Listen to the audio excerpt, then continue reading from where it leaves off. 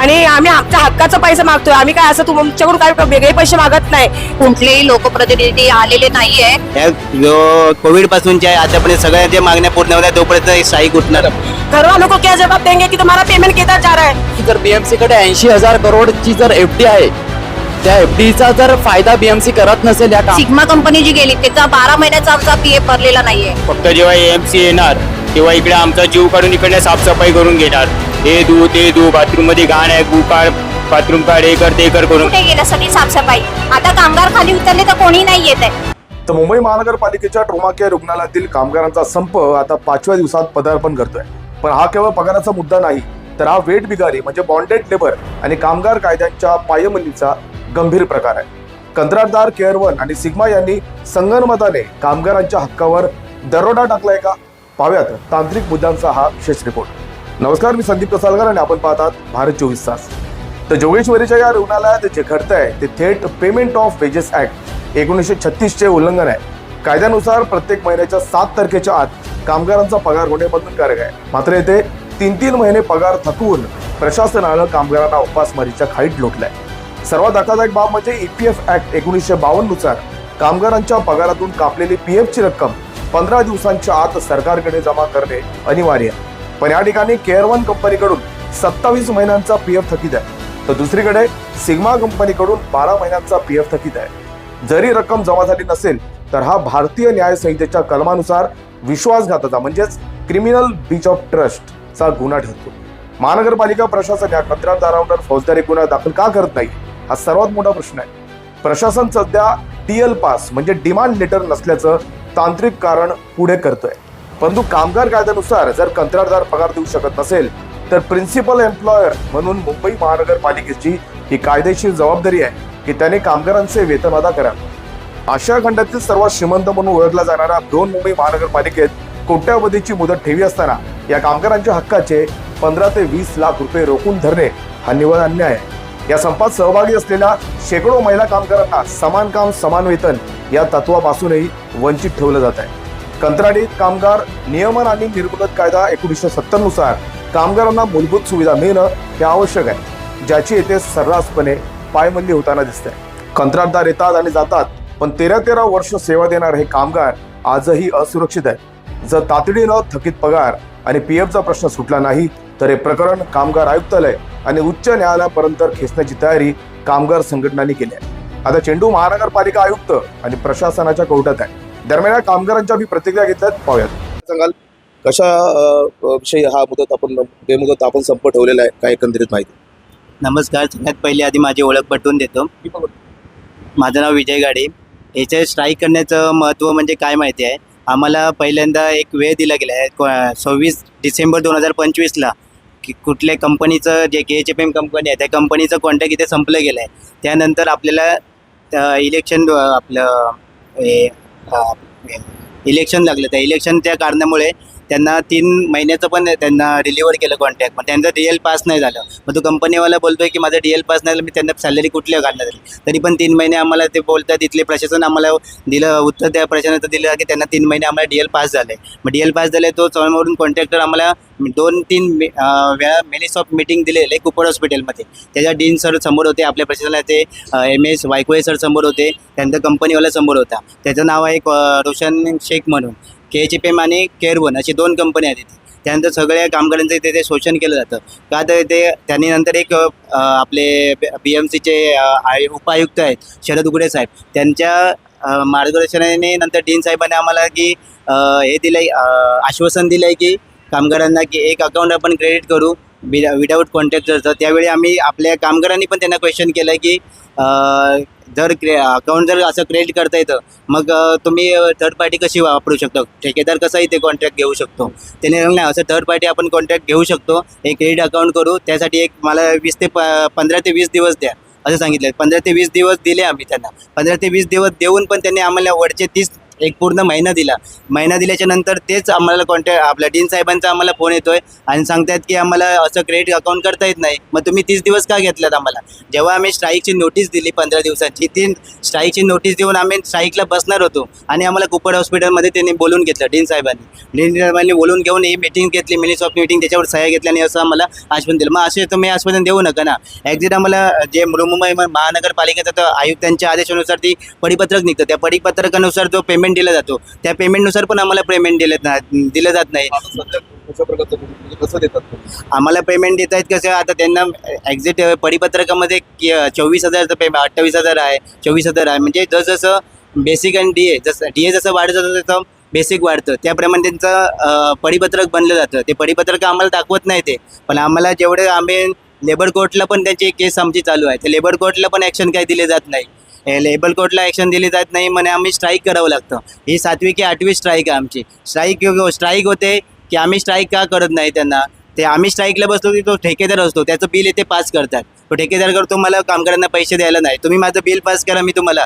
अशी गोष्ट सिग्मा कंपनीला झाली आहे. त्या सिग्मा कंपनीला झाल्याच्या नंतर पण त्यांनी काय केलं, याची बिलं सगळी पास केली, ज्याचे का 50% 20% जे आपण प्रशासन हे करतं कापून ठेवलं जातं ते पण त्यांना पास केलं. उद्या तो आपल्या 2-3 वर्षाचा तो PF न सोडता ती कंपनी निघून गेली. त्यानंतर ही केअर वन कंपनी आली, कोविडमध्ये आली. कोविडमध्ये पण तसंच केलं की कोविडचा भत्ता जो आहे किंवा कोविडचे बॉडी बनलेले कामगारांना पैसे भेटतात त्याचे पण सेम तसंच झालं आहे, त्याचे पण काय याच्यामध्ये येत नाही. म्हणून आपण जोपर्यंत आमच्या मागण्या पूर्ण होत नाही, या जो कोविडपासूनच्या आहे आतापर्यंत सगळ्या ज्या मागण्या पूर्ण होत्या तोपर्यंत स्ट्राईक उठणार. तुम्ही या ठिकाणी कोणत्या श्रेणीतले कर्मचारी या ठिकाणी म्हणजे फक्त हाऊसकीपिंग वालेच आहेत की इतर कोण? हां, इथे हाऊसकीपिंगचे आणि मल्टीपर्पज लेबर असे दोन्ही कामगार इथे काम करतात. आज हे कामगार आहेत 13 वर्ष इथे काम करतात आहेत. प्रशासनाने ज्या कॉन्ट्रॅक्टरला इथे कॉन्ट्रॅक्ट दिलं आहे त्यांनी मूळ वेतननुसार किंवा PFI ESIC वगैरे हा वेळेवरती भरलेला नाही आहे. दुसरी गोष्ट म्हणजे जेव्हा तुम्ही कामगारांकडनं एखादी अपेक्षा करता की इथे व्यवस्थित काम सुरळीत झालं पाहिजे असं, तर मग प्रशासनाला या सगळ्या गोष्टी कळायला पाहिजेत की ते कामगार जर त्यांचा जीव तोडून इतर जर कोविडमध्ये धोक्यात जीव घालून जर काम करत आहे तर प्रशासनाने त्यांचा जो मूळ बेसिक वेतन आहे त्याच्यानुसार जो काय PF ESIC पगार जो काय तो वेळेवरती त्यांना देण्यात यावा. माझी प्रशासनाला एवढेच मागणी आहे की जर BMCकडे 80,000 करोडची जर FD आहे, त्या FDचा जर फायदा BMC करत नसेल, या कामगारांना जर वेळेवरती पगार देत नसेल, आता एवढे कामगार आपला जीव धोक्यात टाकून इथे सकाळी उठून उपाशी ताने येऊन सगळे कामं करतात, तर प्रशासनाला त्या कामगारांचीच पडली नाही. आज आम्ही 4 दिवस इथे स्ट्राईक करतोय, अद्यापर्यंत आम्हाला त्या गोष्टीचा अजूनही हे भेटलेलं नाही आहे की तुम्हाला अशा सगळ्या गोष्टी आम्ही हे करू, आश्वासन दिलेलं नाही आहे. फक्त एवढंच आहे की आम्ही करतोय. कॉन्ट्रॅक्टरची अपेक्षा काय आहे की आमची इकडे जी पेंडिंग बिलं आहेत ते तुम्ही पेंडिंग बिलं काढा, त्याच्यानुसार तो त्यांचा काय पगार PF ESIC तो आम्ही भरू. पण अद्यापर्यंत जेवढे इथे मला एक अशी वेळ दिली आहे का की कधीपर्यंत होईल असं वगैरे? काही अद्यापर्यंत आम्हाला त्यांनी सांगितलेलं नाहीये. कॉन्ट्रॅक्टरला हे जे वरती अधिकारी बसलेत ते सगळे पाठिंबा देतात आहेत, त्यांना सपोर्ट करतात आहेत. म्हणून तो जो कोणी कॉन्ट्रॅक्टर इथे येतो तो आपले पोट भरतो, निघून जातो, कामगारांना तसंच वाऱ्यावर सोडून जातो. त्यांचे PF ESIC वेळेवर भरले जात नाही, पगार त्यांना वेळेवरती दिला जात नाही आहे. त्याच्यानंतर बाकी सगळ्या गोष्टी आहेत, बोनस आहे, लिव्हचे पैसे आहेत, अजून काय इतर आहेत ते त्यांना वेळेवरती दिले जात नाहीत. हे सगळे पैसे आपले कॉन्ट्रॅक्टर आपल्या खिशात घालतात. जो पगार आहे तो पण त्यांना बेसिक तो पगार आहे तो पण त्यांना दिला जात नाही आहे. या सगळ्या गोष्टी आहेत. प्रशासनाला माझं एकच आहे की तुम्ही जर कामगारांकडनं अपेक्षा करता की इथे काम सुरळीत झालं पाहिजे, हे हॉस्पिटल सुरळीत चाललं पाहिजे, मग तुम्ही त्या कामगारांचा पण विचार केला पाहिजे. जर तुम्ही एखाद्या कॉन्ट्रॅक्टरला कॉन्ट्रॅक्ट देता तर त्यांनी व्यवस्थित कामगारांना पगार दिला आहे की नाही हे पहिलं जे कोणी इथे अधिकारी बसलेत त्यांनी चेकआउट करूनच मग त्यांची बिलं जेव्हा जे काय असेल PF ESIC भरला आहे की नाही या सगळ्या गोष्टी चेकआउट करूनच त्यांनी त्यांची बिलं पास करावी, माझं एवढंच आश्वासन आहे. आपण पाहिलं या ठिकाणी सलग 4 दिवसांपासून या ठिकाणी बेमुदत संप आपल्याला पाहायला मिळतोय.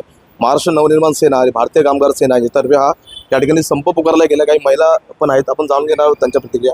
काय सांगाल ताई, कशा प्रकारचं हे आंदोलन आहे आणि या ठिकाणी 4 दिवसापासून अद्याप कोणी दखल घेतली नाही? प्रतिनिधी इकडे आले होते का इकडचे, असं काय? नाही, इथे कुठलेही लोकप्रतिनिधी आलेले नाही आहेत. आम्ही 4 दिवसापासून इथे संपावर बसलेलो आहोत आणि 2013 पासून इथे कामगार काम करत आहेत, पण अद्याप आम्हाला कुठलाही पगार वेळेवर दिलेला गेलेला नाही आहे. त्याच्यामुळे आणि आता पहिली सिग्मा कंपनी जी गेली त्याचा 12 महिन्याचा आमचा PF भरलेला नाही आहे. आता जी केअर वन कंपनी आहे त्याने 27 महिन्याचा PF भरलेला नाही आहे. त्यासाठी आंदोलन आहे आणि पगारही 2 ते 3 महिन्याचा पगार आपल्याला मिळालेला नाही आहे. तर अशा प्रकारे कामगारांचे आपण हाल या ठिकाणी पाहू शकता. कोणच वाली नाही आहे, सर्वांना वारावर सोडलंय असं काहीच चित्र या ठिकाणी आपल्याला पाहायला मिळत आहे. काय सांगाल या ठिकाणी जर या येणाऱ्या दिवसांमध्ये जर तुमच्या अडचणींना काय वाचा फोडली गेली नाही तर तुमचं पुढचं पाऊल काय असेल? नाही, तोपर्यंत उठणार नाही आम्ही. आम्हाला पूर्ण मागण्या आमच्या पूर्ण झाल्या पाहिजे, कारण की या 2013 पासून सगळे कर्मचारी जर काम करतात आहेत आणि आम्ही आमच्या हक्काचा पैसा मागतोय. आम्ही काय असं तुमच्याकडून काय वेगळे पैसे मागत नाही. जो तो माणूस घाम गाळूनच इथपर्यंत आलेला आहे आणि कुणी आम्हाला प्रशासन साथ देत नाहीये, ना इकडचे कोणी आम्हाला बघायला आलं नाही. इथे रात्री बायका झोपलेल्या आहेत, अक्षरशः इथे 4 दिवस झालं बायका इथे जेवू करणं चालू आहे आणि इथे झोपतात. त्यामुळे जरा पण कुणाला दयामाया येत नाही की त्यांचं घर सोडून कसं काय या बायका इथे सगळ्या ह्याचा संघर्ष करतोय आम्ही. आणि आम्ही आमच्या हक्काचा पैसा साहेब मागतोय. आम्ही कोणाला असं काही असं वेगळ्या ह्याचा अर्थ हे करत नाही आम्ही. मला एक सांगा आता एक जना कमाने वाला तो घर कैसे चलाएंगे? घर वालों को क्या जवाब देंगे कि तुम्हारा पेमेंट किधर जा रहा है? घर वाले अलग हम लोग से झगड़ा करते हैं. मला एक सांगा की आता तुम्ही सर्वजण हाऊसकीपिंग आहात आणि अजून पण दुसऱ्या तुम्ही श्रेणीमधले आहात कामगार, पण या तुमच्यामुळे बाकी इतर रुग्णांना काही त्रास होतोय का किंवा असं काही काम थांबलं? आम्ही अद्याप आज 4 दिवस झाले आम्ही येणाऱ्या रुग्णाला आमच्यापासून कोणताही त्रास होऊन देत नाहीये. जिकडे गरज लागेल तिकडे आम्ही स्वतः जाऊन रुग्णांची मदत करतो. आमच्या परीने जे होईल ते आम्ही सर्व करतो. आम्ही कधी कुठे अडवलं नाहीये, काही नाही. इव्हन इकडे बाहेरचे कामगार सुद्धा आणून बसवत होते, आम्ही अद्याप त्यांना आतमध्ये येऊन दिलेलं नाही.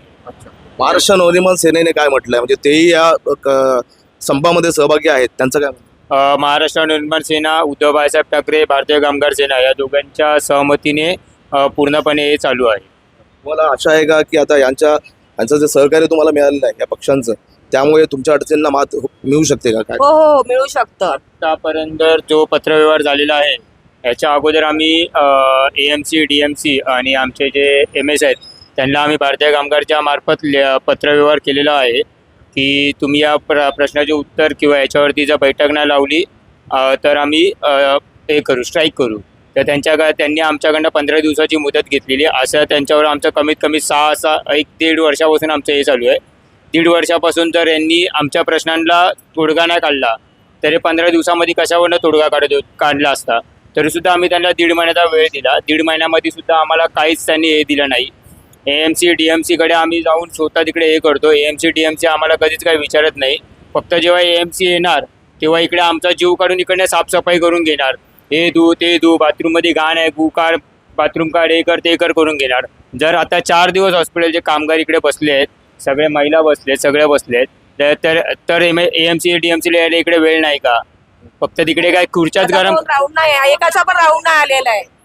कोण मग AMC, DMC आल्यावर सगळं साफ करून घ्या, सगळ्यांची साफसफाई करा, पेशंटला व्यवस्थित ठेवा. आता कुठे गेलं सगळी साफसफाई? आता कामगार खाली उतरले तर कोणी नाही येत आहे, कोणी बघायला आम्हाला आलं नाहीये. इव्हन कालपासून जे आमच्या इकडचे जे आमचे इंचार्ज आहेत ते सुद्धा आमच्याबरोबर कालपासून आत्तापर्यंत एकदाही आमच्याबरोबर बोलायला कोणी आलेलं नाही आहे. का ज्या हॉस्पिटल चाललंय तसं चालू द्या. आणि तिकडे आमच्या नावावरती कापरा फोडायला लावले आहेत की आमच्याकडे काम करायला माणसं नाहीत. माणसं तुमची आहेत, माणसं काम करायला तयार आहेत. मग तुम्ही एवढे दिवस तुमच्यावर आम्ही भांडतोय. आमचे कंपनीचं टेंडर संपलेलं आहे. जर याच्या अगोदरची जर सिग्मा कंपनी जशी आमचा PF PSIC घेऊन पळाली, मग कशावरून ही कंपनी आमच्या PF PSICचे पैसे घेऊन पळून जाणार नाहीत? MPLचं कॉन्ट्रॅक्ट संपवून आज 3 वर्ष झाली. 3 वर्षामध्ये त्यांनी PFचे पैसे भरले नाहीत, 24 महिन्याचे ESICचे पैसे भरले नाहीत आणि त्याचे बिल कमी आहेत. ते त्याचे बिल पास झाले, त्याला त्याचे पैसे भेटले तर पळून जाणार. ह्याची दखल पहिलीच हॉस्पिटलच्या अधिकाऱ्यांनी पहिलीच घ्यायची ना. मग ही वेळ आली नसती. 3 महिने झाले आहेत हाऊसकीपिंगवाल्यांचा आणि आमचा पेमेंट नाही देत आहेत. मग तर आपण पाहिलं तसे बरेच मुळात त्यांचा पगार हा त्यांना वेळेवर मिळावा हाच एकमेव मागणी त्यांच्याकडे आहे. आणि याच्या अगोदरचा जो कंत्राटदार होता तो काही कारणास्तव निघून गेला, पण या कंत्राटदाराचंही तशाच प्रकारचं काम आहे असं इकडच्या कामगारांचं म्हणणं आहे. ते येणाऱ्या दिवसामध्ये जर त्यांच्या अडचणींना मात झाली नाही तर निश्चितच या ठिकाणी एक मोठं आंदोलन या ठिकाणी पेटलं जाणार आहे आणि त्याला साथ म्हणून महाराष्ट्र नवनिर्माण सेना आणि भारतीय कामगार सेना यांची साथ असणार आहे. इम्रान साहेब, संदीप कसालकर, भारत 24 ताससाठी मुंबई.